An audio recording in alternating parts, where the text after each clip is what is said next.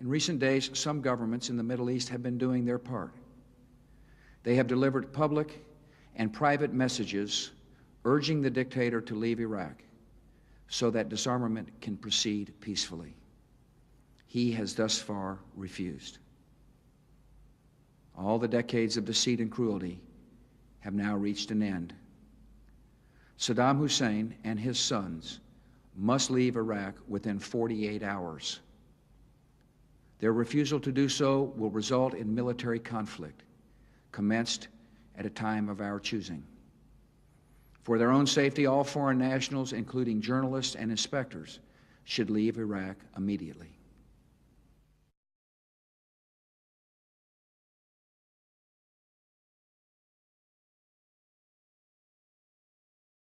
Launched the opening salvo of Operation Iraqi Freedom. The attack came in waves, cruise missiles followed by the F-117 stealth bombers with so-called bunker-busting bombs. Their target, a bunker believed to be sheltering what are called top leaders of the Iraqi regime. Now, this is what it looked and sounded like in Baghdad. It was this short, and this is what happened.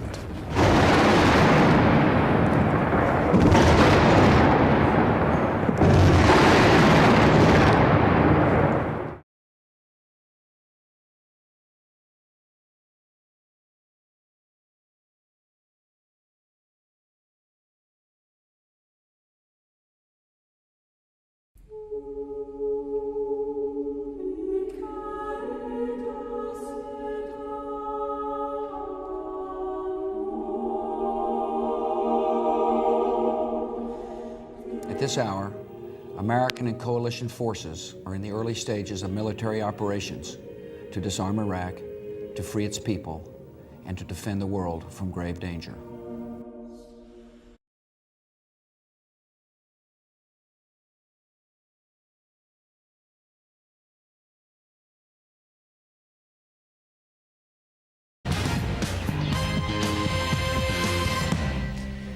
Hi, I'm Bill O'Reilly. Thanks for watching us tonight. The factor switches into war mode. That is the subject of this evening's Talking Points memo. According to all the military experts, the war is going well. Saddam's days are indeed numbered. But if you watch too much TV news coverage, your perspective can get warped. That's because, by its very nature, the news business focuses on the negative. Thus, when anything bad happens to American and British troops, the coverage is intense and repetitive. Of course, we don't know the chaos that the Iraqi military is experiencing because we're not there to see it. Talking Points cautions everyone not to jump to conclusions about the military situation. As in Afghanistan, the end could come very quickly.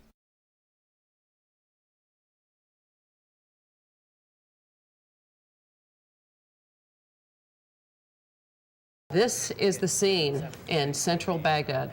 Earlier today, we saw this crowd, this small crowd that has swelled to this now, taking off their shoes, throwing them at this statue, which is a deeply insulting Arab gesture. It looks like it might be coming down. Before they started taking it.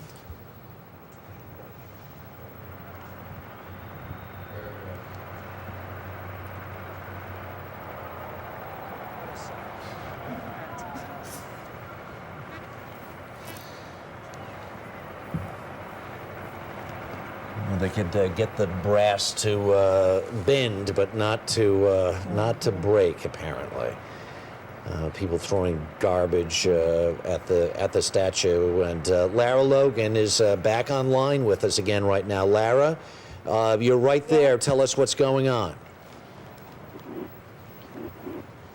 Just in the last few moments, a U.S. Marine tank with a large chain has pulled the statue of Saddam Hussein down. This giant statue crumbled at the knees and toppled over. It's still hanging from the pedestal, but as it collapsed, a great roar came up from the cloud. There it goes. It has fallen down to the ground. It has come apart.